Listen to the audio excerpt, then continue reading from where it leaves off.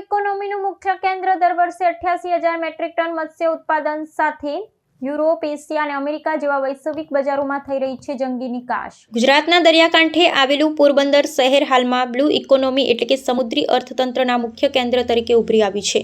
દર વર્ષે અહીં અંદાજે 88,000 મેટ્રિક ટન જેટલું માતબર મત્સ્ય ઉત્પાદન નોંધાય છે, જે રાજ્યના કુલ ઉત્પાદનમાં મોટો હિસ્સો ધરાવે છે। આ મત્સ્ય સંપત્તિનો મોટો ભાગ યુરોપ, એશિયા અને યુનાઇટેડ સ્ટેટ્સ જેવા વિકસિત વૈશ્વિક બજારોમાં નિકાસ કરવામાં આવી છે, જેનાથી વિદેશ હુંડિયામણની પ્રાપ્તિમાં પણ નોંધપાત્ર વધારો થયો છે। આ ઉદ્યોગના ઊંડાણપૂર્વકના વિશ્લેષણ મુજબ માત્ર માછલી પકડવા પૂરતું આ ક્ષેત્ર મર્યાદિત નથી, પરંતુ મત્સ્ય પ્રક્રિયા એકમોમાં પણ ધરખમ પ્રગતિ જોવા મળી રહી છે। ખાસ કરી પર્યાવરણીય સુરક્ષા અને સંસાધનોના મહત્તમ ઉપયોગના ભાગરૂપે માછલીઓના અવશેષોમાંથી મત્સ્ય આહાર, ફિશ મિલ અને મત્સ્ય તેલ, ફિશ ઓઇલ બનાવવાની આધુનિક પદ્ધતિઓ અપનાવવામાં આવી છે।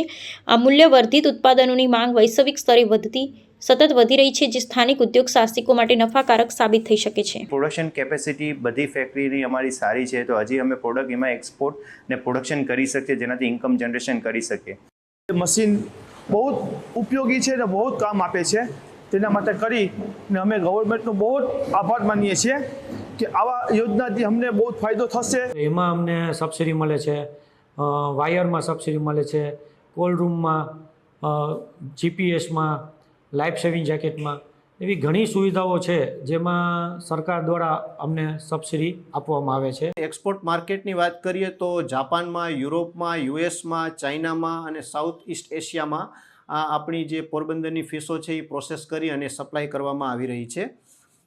સાથે વાત કરીએ આપણે અહીંયા ફિશ પ્રોસેસિંગ યુનિટો છે, તો અહીંયા જાવર ખાતે ફિશ પ્રોસેસિંગ યુનિટો છે, વનાણા જીઆઈડીસી ખાતે ફિશ પ્રોસેસિંગ યુનિટો છે, અને આગામી સમયમાં આપણે જે મિયાણી ખાતે ફિશ પ્રોસેસિંગ યુનિટોનું સ્થાપના છે એ થઈ રહી છે।